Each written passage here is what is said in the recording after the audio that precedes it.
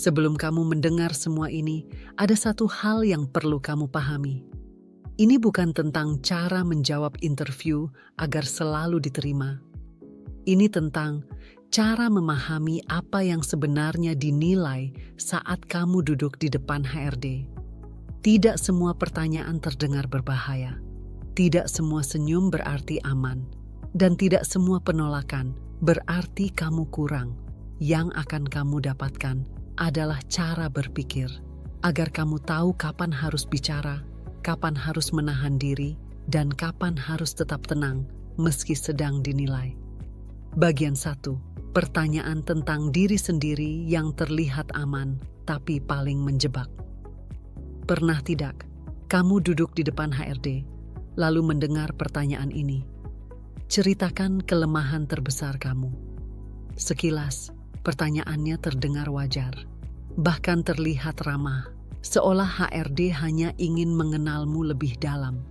Padahal sebenarnya, ini bukan pertanyaan tentang kelemahan. Ini pertanyaan tentang cara kamu melihat dirimu sendiri saat berada di bawah tekanan. Banyak orang langsung terjebak di sini. Ada yang menjawab terlalu jujur, menyebut kelemahan inti yang justru membuat HRD ragu apakah orang ini aman direkrut. Ada juga yang menjawab terlalu aman, perfeksionis, terlalu fokus pada pekerjaan, jawaban yang terdengar manis tapi kosong. Masalahnya bukan di kata-katanya, masalahnya ada di cara berpikirnya. HRD tidak sedang bertanya, seberapa buruk kamu?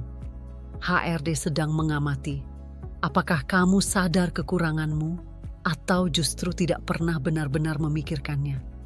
Cara menjawab yang lebih dewasa, bukan dengan menutupi kelemahan dan bukan juga dengan membuka semuanya. Jawaban yang lebih aman adalah menyebut kelemahan yang masih bisa dikendalikan, lalu menunjukkan bahwa kamu menyadari dampaknya dan tahu cara menjaganya agar tidak merusak pekerjaan. Bukan untuk terlihat sempurna, tapi untuk terlihat sadar. Karena bagi HRD, orang yang paling berbahaya bukan yang punya kelemahan, melainkan orang yang tidak tahu batas dirinya sendiri. Pertanyaan ini juga sering diikuti dengan satu jebakan lain. Apa kelebihan terbesar kamu? Di sini pun banyak orang tergelincir. Ada yang terlalu menjual diri, terlihat arogan tanpa sadar. Ada juga yang merendahkan diri, seolah tidak yakin dengan kemampuannya sendiri. Padahal yang ingin dilihat HRD bukan seberapa hebat kamu mengklaim diri, tapi apakah kamu memahami di mana kelebihanmu benar-benar berguna dan di mana kamu tetap perlu belajar. Interview bukan tentang tampil paling bersinar. Interview adalah tentang apakah kamu cukup matang untuk mengenali dirimu sendiri. Dan dari cara kamu menjawab pertanyaan sederhana ini, HRD seringkali sudah bisa menebak orang ini akan berkembang atau justru akan menjadi masalah di kemudian hari. Bagian 2, pertanyaan tentang masa lalu yang diam-diam menilai karakter. Ada satu pertanyaan yang hampir selalu muncul di interview. Kenapa kamu keluar dari perusahaan sebelumnya? Pertanyaannya terdengar biasa, bahkan terasa wajar. Karena siapapun yang melamar kerja pasti punya masa lalu. Tapi justru disinilah banyak orang gagal tanpa sadar. Karena yang dinilai HRD bukan alasan kamu keluar. Yang dinilai adalah cara kamu menceritakan masa lalu saat berada di bawah tekanan. Ada orang yang menjawab dengan emosi, menceritakan atasan yang tidak adil, sistem yang berantakan, lingkungan yang toksik. Mungkin semuanya benar, tapi di telinga HRD, yang terdengar bukan ketidakadilan. Yang terdengar adalah potensi masalah baru. HRD tidak hadir di masa lalu kamu. Mereka hanya punya satu sumber informasi, cara kamu bercerita hari ini. Dan dari cerita itu, HRD sedang bertanya dalam hati, apakah orang ini mudah menyalahkan? Apakah orang ini sulit berdamai dengan situasi? Apakah nanti kalau ada masalah di sini, dia akan bercerita dengan nada yang sama? Kesalahan terbesar dalam menjawab pertanyaan ini adalah merasa harus jujur sepenuhnya tanpa menyaring cara penyampaiannya. Kejujuran tanpa kendali sering terdengar seperti ketidakdewasaan. Cara menjawab yang lebih aman, bukan dengan berbohong, tapi dengan mengubah sudut pandang. Fokus pada situasi, bukan pada orang. Fokus pada proses, bukan pada luka. Tunjukkan bahwa kamu paham apa yang terjadi, apa peranmu di dalamnya, dan mengapa kamu memilih bergerak maju. Karena bagi HRD, orang yang tenang menceritakan masa lalunya lebih meyakinkan daripada orang yang benar tapi masih emosional. Pertanyaan ini sering disusul dengan jebakan lain. Apa kegagalan terbesar kamu? Di sini banyak orang kembali tergelincir. Ada yang menyalahkan keadaan, ada yang menyalahkan tim, ada juga yang menjatuhkan diri terlalu dalam, seolah ingin terlihat rendah hati. Padahal yang dicari HRD bukan cerita kegagalan. Yang dicari adalah, apakah kamu belajar atau hanya mengingat lukanya saja? Jawaban yang matang, bukan yang terlihat heroik, tapi yang menunjukkan bahwa kamu bertanggung jawab tanpa harus menghukum diri sendiri. Karena di dunia kerja, orang yang paling ditakuti HRD bukan yang pernah gagal, melainkan orang yang tidak pernah belajar dari kegagalannya. Bagian 3. Pertanyaan situasional yang menguji cara berpikir di bawah tekanan.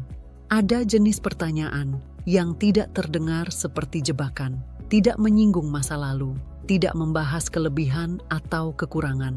Tapi justru disinilah HRD paling serius menilai. Pertanyaannya seperti ini. Kalau atasan kamu salah, apa yang akan kamu lakukan?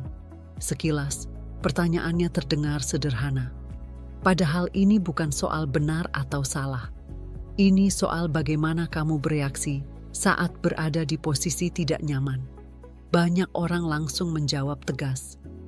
Akan saya sampaikan secara langsung. Terdengar berani.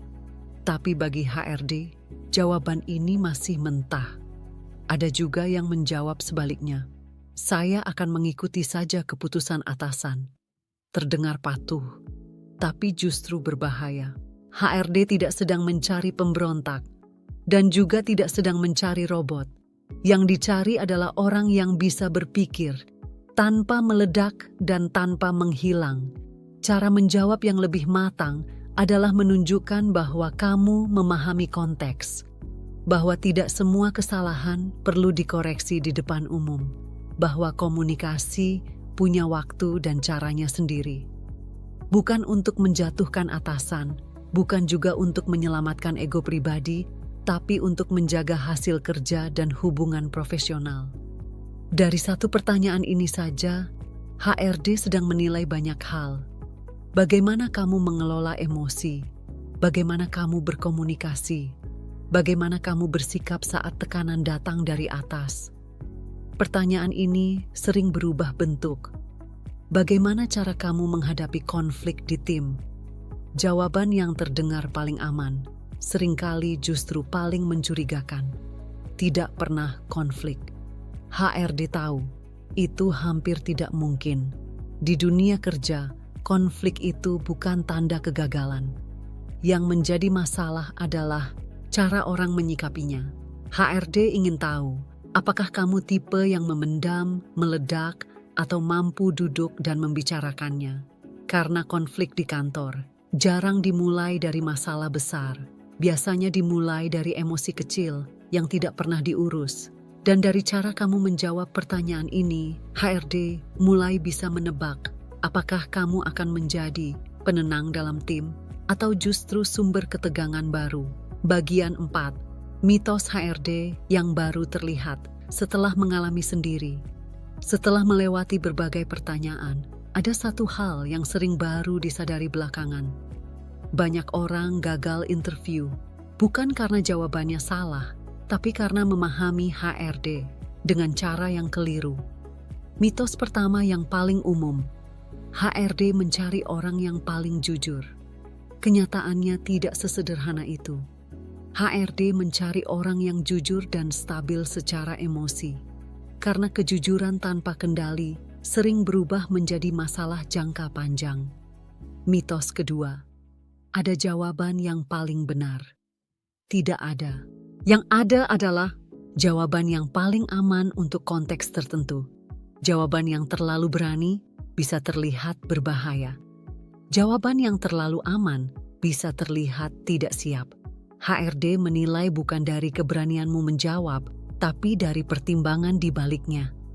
Mitos ketiga, HRD selalu berpihak pada perusahaan. Tidak selalu.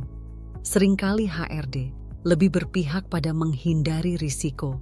Mereka menghindari konflik, menghindari drama, menghindari orang yang kelihatannya sulit diajak bekerja sama. Bukan karena kamu buruk, tapi karena mereka harus berpikir jangka panjang. Mitos keempat, kalau gagal, berarti kamu kurang bagus. Kadang, kegagalan tidak ada hubungannya dengan kemampuan. Bisa jadi posisinya hampir terisi. Bisa jadi kebutuhan berubah.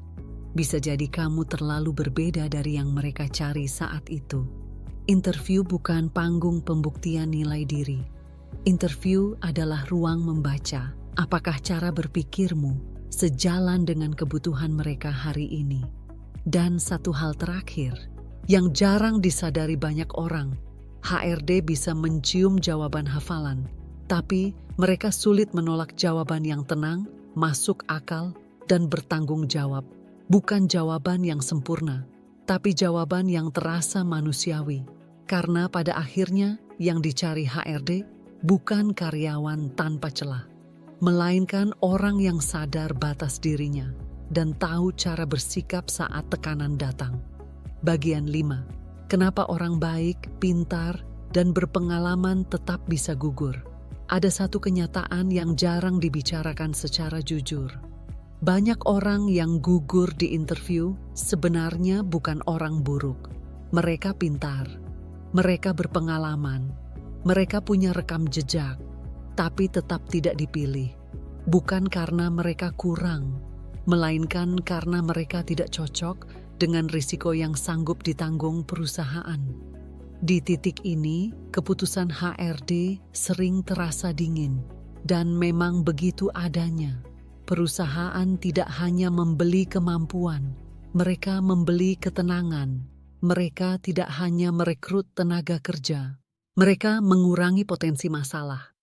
Orang yang terlalu idealis bisa menjadi konflik. Orang yang terlalu emosional bisa menjadi ledakan.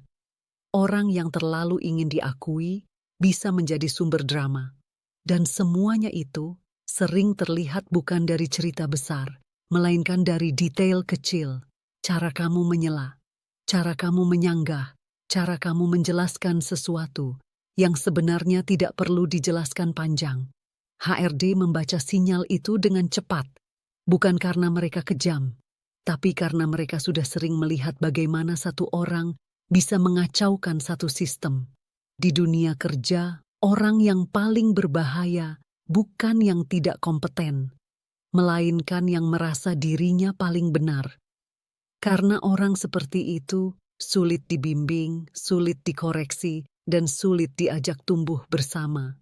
Interview pada akhirnya bukan tentang membuktikan siapa kamu, tapi tentang apakah kamu bisa hidup di dalam sistem tanpa merusaknya dari dalam. Dan seringkali yang lolos bukan yang paling bersinar, tapi yang paling bisa menjaga keseimbangan. Setelah semua ini, mungkin kamu sadar satu hal. Interview tidak pernah benar-benar adil, dan memang tidak dirancang untuk itu. Ia hanya alat untuk menyaring risiko, bukan untuk mengukur nilai hidup seseorang. Kalau kamu pernah gagal, itu tidak selalu berarti kamu salah. Bisa jadi kamu terlalu jujur di ruang yang menuntut kendali. Bisa jadi kamu terlalu kuat di sistem yang hanya ingin stabil. Yang perlu kamu bawa bukan rasa takut, tapi kesadaran. Kesadaran bahwa di dunia kerja Yang paling bertahan bukan yang paling hebat, melainkan yang paling sadar akan dirinya sendiri. Kalau kamu ingin tahu fakta dunia kerja yang jarang dibahas, subscribe YouTube @Praktik Lapangan Bisnis sekarang. Aktifkan loncengnya biar nggak ketinggalan video terbaru. Dan jangan lupa follow Instagram dan TikTok @Praktik Lapangan Bisnis buat konten fakta, sisi gelap, edukasi karyawan, dan humor seputar karyawan. Kita bahas dunia kerja apa adanya.